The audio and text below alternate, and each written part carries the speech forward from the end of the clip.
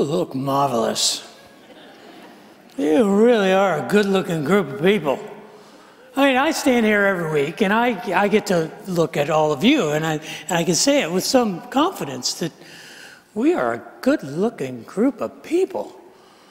I mean, you only have to look at this mug every time, so I realize that may slant your view, but I'm looking at you, and I'm thinking, well, on average, we're a really good-looking group. I mean, there are some of you that need a little work, need a little cleaning up, but there's others of you that make up for it because you clean up really good. And I know what I'm talking about. I'm really good at evaluating and judging people based simply on their appearance. And I'm suspicious I'm not the only one. And so I've come up with a test to see how good you are at evaluating people just on their appearance, just on how they look to you and how your opinion of whether or not they are attractive or not. So I'm going to give you this test. What I'm going to do is I'm going to show you 15 images. You're going to see each image for 3 seconds. And what I want you to do is evaluate and score that person's face. You're going to see 15 faces. I want you to score that face on a scale of 1 to 10. In your opinion, is that person just apologetically unattractive, number one? Or are they someone who you are attracted to, someone who you say, yes, that is a handsome, that is a gorgeous, that is an attractive face? So 1 to 10, everybody understand? You're going to see a face for 3 seconds, and in your mind, I want you to score, 1 to 10. But here's the hard part of the test. Don't let anyone around you know what you're thinking. You have to keep it entirely to yourself. So when you see a face, go, oh, that's 4, that's a 6, oh, that's a 10, oh, that's a 1. And you will see a face and you'll go, don't do that. Keep it entirely to yourself. So we're clear? There's 15 faces, 3 seconds apiece. Score them 1 to 10 completely to yourself. Everybody ready? Here it is.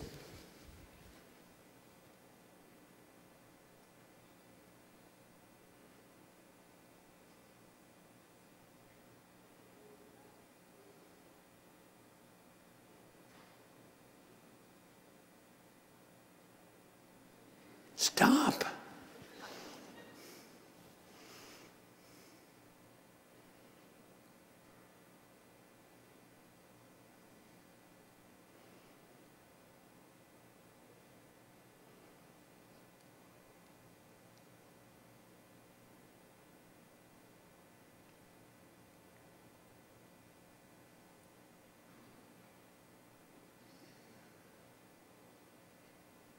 So how'd you do?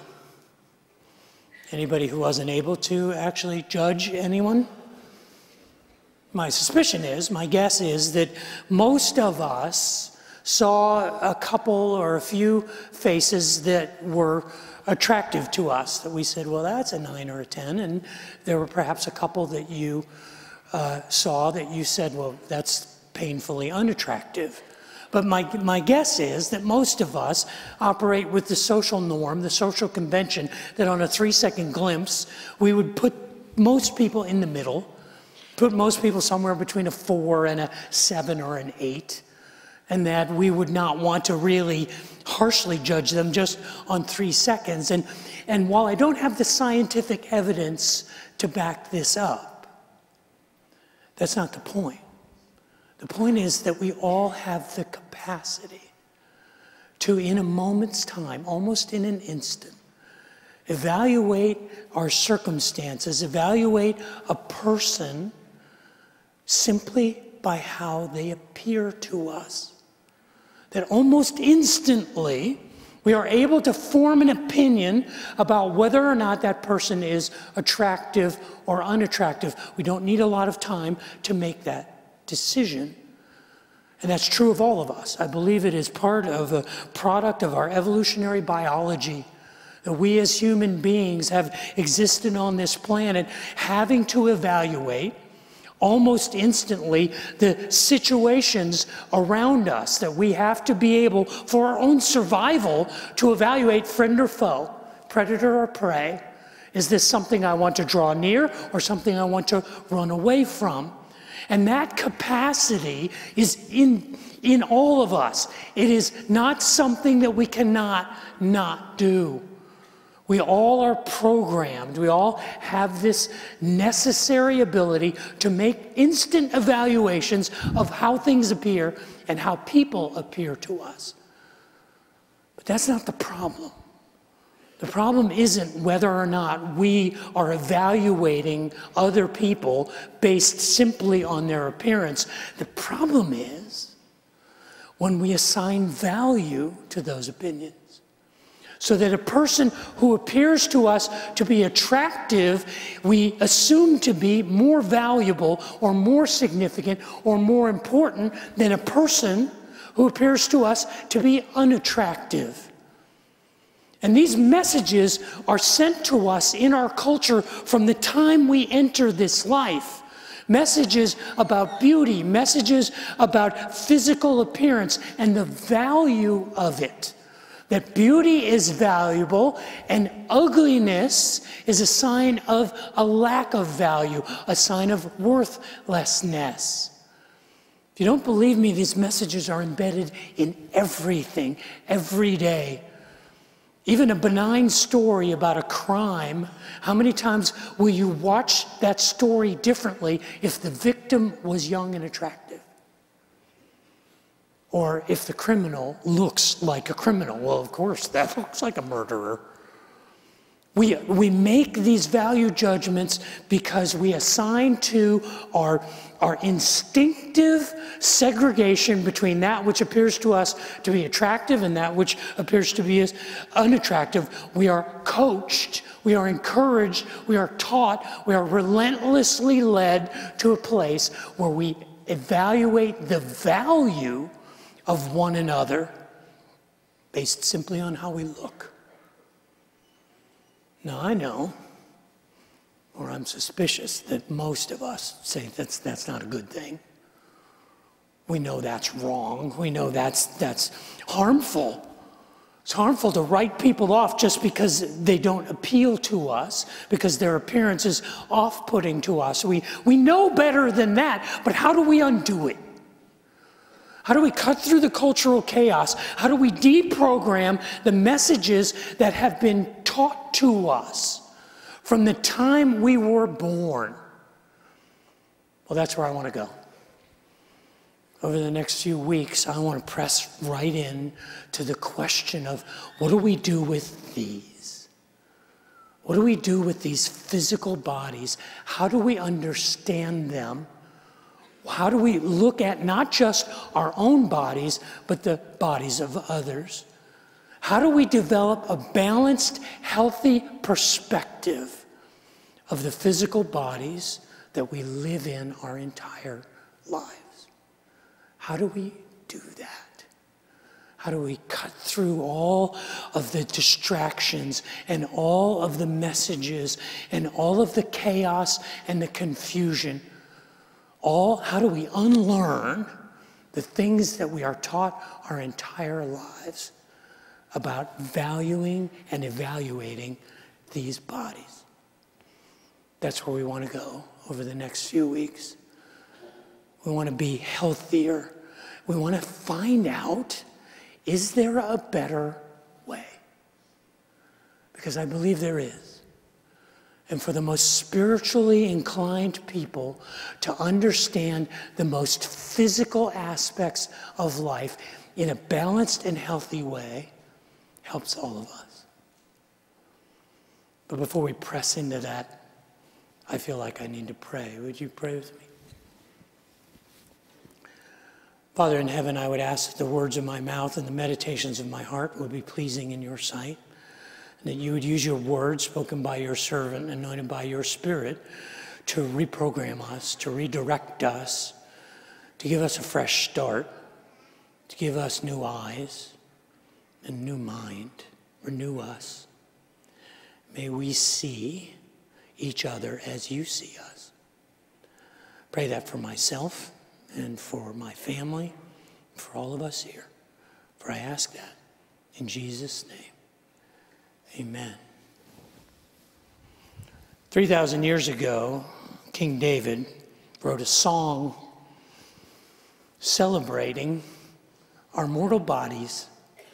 It is Psalm 139, and the words, beginning in verse 13, he says this: "For you created my inmost being. You knit me together in my mother's womb. I praise you because I am fearfully and wonderfully made. Your works are wonderful, I know that full well. My frame was not hidden from you when I was made in the secret place, when I was woven together in the depths of the earth. You saw my unformed body. All the days ordained for me were written in your book before one of them came to be. How precious to me are your thoughts, God. How vast the sum of them. Were I to count them, they would outnumber the grains of sand. When I am awake, I am still with you." What David was suggesting 3,000 years ago through the poetry of the 139th Psalm was that our bodies matter to God. That you are fearfully and wonderfully made. That God knew what he was doing when he made you and when he made me. In spite of the evidence to the contrary, in spite of our disabilities and our liabilities, in spite of our frailty and our struggle, we are a marvel of biomechanical engineering. We are human beings who walk around in a portable, self-contained, biofueled machine that is unparalleled in the known universe. A complexity of systems that allows us to understand sound waves and light waves, that allows us to process touch and taste and feel and smell, that are completely mobile, that have in themselves all of the programming material to go from a two-celled organism to adulthood and death. We are, each of us, fearfully and wonderfully made. We are miracles. We are marvels. We are wonders of biomechanical engineering, a knit-together group of complex systems that is unequaled in the known universe. And I think this is where it begins. This is where it starts. If we are going to break the chain, if we are going to reprogram our perspective, if we are going to cut through the chaos of the cultural messages, we cannot take these things we call our bodies for granted. We have to see them as God sees them, as the pinnacle of his design, as an assembly of interconnected, complex, amazingly intricate systems. And to appreciate that, and to celebrate that, and to be in awe of that. In fact, today, I just want to consider one of those systems. One of the many systems that makes up our human bodies, the human heart. Each of you have one. I realize there are some of you who wonder if the person sitting next to you actually has a human heart, but they do. It is medically and biologically impossible for you to survive without a functioning human heart. Our human hearts begin beating somewhere around the 12th week after conception. They will beat 72 times a minute approximately until they beat their last. That means they will beat 100,000 times a day. They will beat 35.6 million times a year, or 25 billion times over the course of an average lifetime. And you never have to take them to Jiffy Lube for a tune-up. You never have to open up the hood and lubricate them. They are a self-maintaining, miraculous pump, just about the size of your fist. They're about 5 inches long, 3.5 inches wide, 2.5 inches tall. They weigh between 9 and 12 ounces. They pump enough fluid to keep us alive with a force about the same as if you were squeezing a tennis ball. And they do it all without us thinking about it, without a single moment of thought about, oh, I think I should make my heart beat right now. It happens unconsciously, relentlessly over the course of our lives. It is amazing. It is awesome. And if you don't believe me, I want to introduce you to an expert. I want to introduce you to someone who has held a beating human heart in his own hands many times. Would you welcome to Riverbend my friend, fellow Riverbender, and cardiothoracic surgeon, Dr. Mark Felger.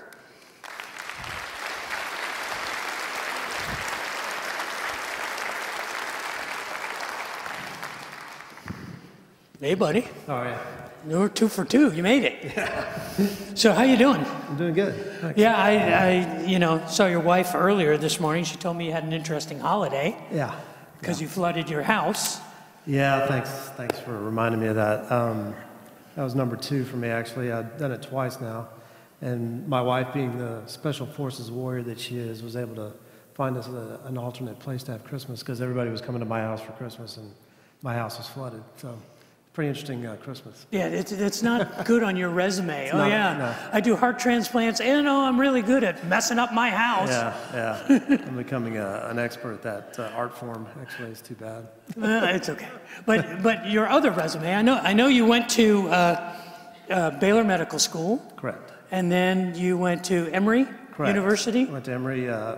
Back when I trained a long time ago, in order to be a cardiac surgeon, you had to do 5 years of general surgery first. So I went to Emory in Atlanta to complete my general surgery residency. Then I came back to San Antonio and finished my cardiac surgery training there. And then I moved back to Austin where I was raised and been practicing here since '97. So you've got how many years in practice as a surgeon, heart surgeon? 25 plus years. So almost as long as it took you to learn how to do it, you've actually been doing it. Pretty much, yeah. Yeah, that's a long road there. Yeah, so this is a model you brought. Can you just kind of explain in layman's terms how this thing works? I mean, how does a heart work? Right, well, in the simplest terms, it's a pump that brings blood from the body to the lungs and then pumps it back out to the rest of the body after it's been oxygenated and the carbon dioxide's been removed. Which is an amazing process. It's an amazing process. It sounds simple on the surface, but the biomechanics, the cellular mechanisms that have to work in concert and synchronicity to have that occur over and over again without any thought process on our part is actually pretty amazing. Now, my brother, who got married last weekend, we were out for his wedding, was born in 55 years ago. Okay. And he was born, and they told us he was born with a hole in his heart. Yeah. And when he was 10 years old, he was the second preteen in America that had open heart surgery. What did they do when they say he had a hole in his heart? Well, I'm assuming he had what we call a ventricular septal defect, which is a hole right here. This is the septum between the 2 pumping chambers of the heart. And not infrequently, people are born with a hole there. If it can become problematic, and typically when kids reach 10, 11, 12 years old, it can cause some pressure changes in the heart. And to fix that, you have to go stop the heart, open up in here and sew a patch on that hole, and then it's fixed. Oh yeah, it sounds really super simple. Yeah. Well, that's it in a nutshell. There's a lot more that goes into it, obviously, but... So there's a lot of moving parts going on here. I mean, this is a complicated, sophisticated piece of engineering. Yes, this is composed of muscle tissue that's specifically arranged in a manner to allow very efficient pumping of 5 liters of blood every minute around a normal adult. It's got its own electrical system that allows it to beat without any interruption. And then it's got these valves inside, the 4 valves in the heart that keep the blood flowing in the right direction. That are all very intricately tethered to the heart in a specific way where if one little thing gets out of whack, it can cause the whole thing to malfunction. So it's kind of amazing that it doesn't happen more often. Yeah, pretty much. Now, one of the things that you do is transplant surgery. Correct. Now, that seems like outer space, rocket science to most of us.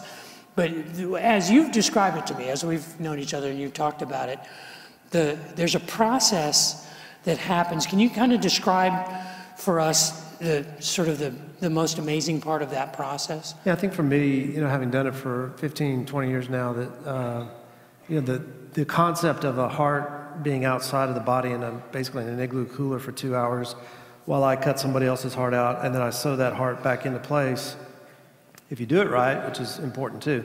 But once you take that clamp off and reperfuse the heart with blood, it immediately starts to beat. And that's always been a wow moment for me. It's like, that's pretty incredible. Yeah, let's not zoom by that for a moment. I mean, you're taking the heart out of a person. Correct. The heart they were born with. The heart they were born with. And you're going to a cooler. Yes. And taking a donor heart. That's correct. And putting it in that place. Right. Okay, that seems like science fiction, but you do that. We do that. And then you do everything right, and then you're saying there's a moment when what happens? You take the clamp? Right, you have clamp on the big blood vessel coming out of the heart, the aorta, that isolates the heart while we're working on it.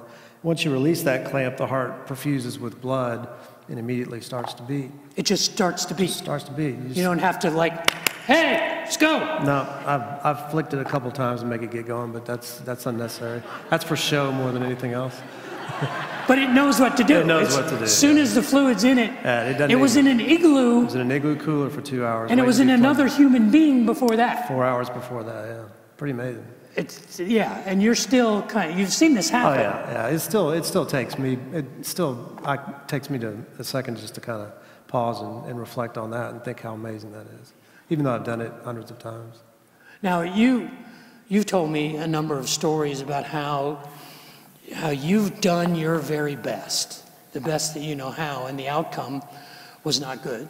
But you've also told me there have been times when you've done your best and the recovery is just out of your hands.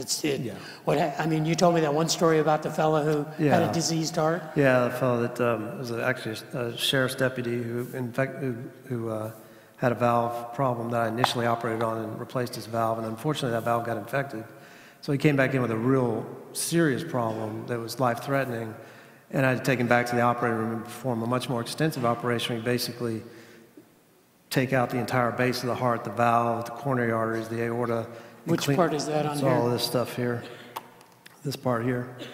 And that's sort of where God lives sometimes, right in there. And when you're done, you have a big hole. And I remember having a moment where I thought, I'm not sure I can put this back together again. But we did, and just got to work and replugged everything in, and the heart worked beautifully. It didn't fall apart. The valve worked beautifully. The coronary system was all reestablished. And I thought that's pretty amazing that you can put an organ like that through that much surgery and it still comes out. And the guy's doing beautifully now. He's back, working and doing, having a normal life. So even though you are a jaded scientific medical professional surgeon, there's parts of this that still. Yeah. No, I knew after that operation, and I'd known it before this, but that was just another, forensic moment for me where I looked back and said I needed a lot of help with that, and it's pretty much what happened. Are there times when you just are in awe of it? Oh yeah, absolutely, almost every day. And again, I have the privilege and the honor to be able to operate on people's hearts, but it still doesn't escape me every time one of those things starts up again. Just like, wow, it's pretty amazing. Can't believe that happened. Can you thank Dr. Mark Felder for his expertise? Thank you, buddy.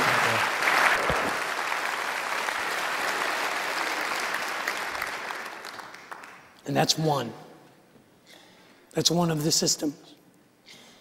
That doesn't begin to explain how you see or how you hear or how you turn carbon dioxide into, or turn oxygen into carbon dioxide, how your nervous system works, how your skin works, how you interpret the world around you. This is just one of the systems. And I think that's where it begins. I think that's where the reprogramming starts. When we step back from the chaos, when we step back from the messaging that says, it's not enough. It's not enough to be an amazing, marvelous piece of biomechanical engineering. You have to be more. You have to be beautiful or successful or influential. No, you don't. It is enough. It is marvelous. It is amazing. It is astonishing to consider how fearfully and wonderfully we are made. And I know it's hard. I know it's hard. It's hard because our culture tells us that's not good enough. That's not enough. You have to make something of yourself. You have to take that physical form and work it out. You have to make it valuable to others. But if we're gonna change our minds about how we think about our physical bodies and the physical appearance and the bodies of others, it begins here by seeing everyone as marvelous and amazing. And I know that our experience pushes back on that, because these are fragile instruments, and they're sometimes diseased, and they decay, and they're deformed. But I would suggest to you that if you were able, and I think at some point in human history, if we occupy this planet long enough, someone will invent a surrogate human. Someone will come up with a way to build an autonomous, self-deciding robot and replicate human existence in an artificial form. It's inevitable that someone's going to get there eventually if we are here long enough. And imagine a person who says, I have figured out a heart enough that I can make a permanently implantable, no maintenance, biologically energized substitute for the human heart. They would win a Nobel Prize in an instant. Imagine a person who was able to then combine those artificial systems into an artificial life form. We would say, this is the work of a genius. But I will fail to be impressed until you create that complex miracle of biomechanical engineering from 2 single cells. And when you combine those 2 cells, the programming that is written inside of that DNA causes those cells to form us. And it guides our development from the time we are one combined union of those 2 cells to the day we die. When you can do that, then I'll be amazed at you. In the meantime, I choose to be amazed at God, who has already done that and fashioned each of us in such a way. I'm convinced this is what David is talking about. In Psalm 139, verse 14, he says, I praise you because I am fearfully and wonderfully made. In Hebrew, it says, Nauraot, Nephilit, Nephilim, Mahashek. Basically, he says, I am in awe of the wonder of your wonderful work. I'm not in awe of my physical appearance. I'm not in awe of my stature. I'm not in awe of my physical condition or my influence among my peers. I am in awe that you have even made me, because it is beyond figuring out. And this is where it starts. This is where the reprogramming begins. This is where we relearn how to understand our physical bodies.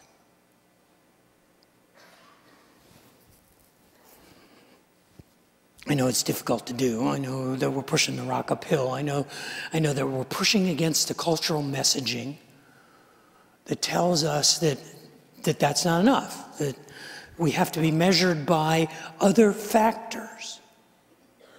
But if we start there, if we start by looking at everyone we see, by looking in the mirror and saying, you are the handiwork of God.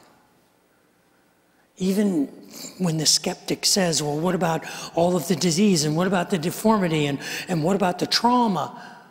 But if you could invent that artificial intelligence, if you could replicate human life and it lived for just a day, you'd be a genius. A week, a month, 100 years. See, I think this is where I have to start. I have to retreat to this idea that not only do I see God in the marvel of the human body, I see evidence of who God is in it. Not only do I see God in the design, I see God in you. I see you as his handiwork. Our bodies are amazing things.